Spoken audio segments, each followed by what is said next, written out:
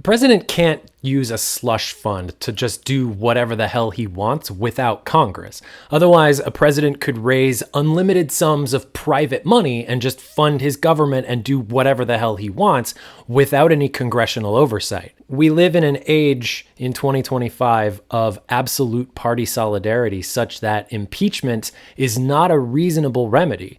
You can't expect a party to impeach its own president for going too far. Having a slush fund available to the president is an obvious separation of powers issue. The power of the purse was a fundamental control mechanism that the founders of the country wanted to maintain. Without the power of the purse, Congress has no effective oversight authority. They have no real control over what the executive does because they can't turn off the money for it. A tariff is an amount of money that you have to pay to the government for importing a good from a specific country.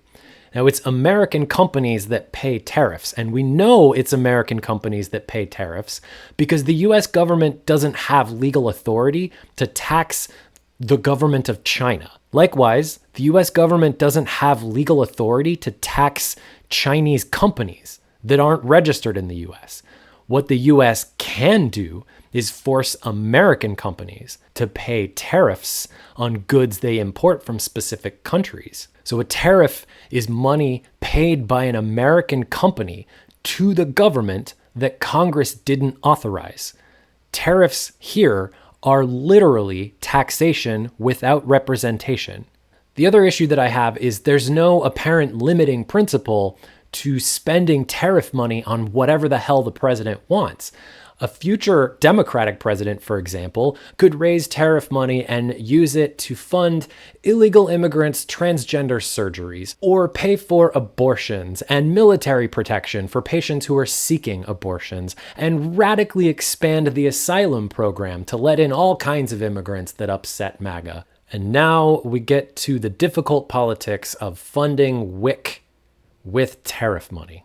The problem with this proposal is that this proposal jams Democrats because the way to stop it is to sue the federal government to get them to stop feeding women and infant children.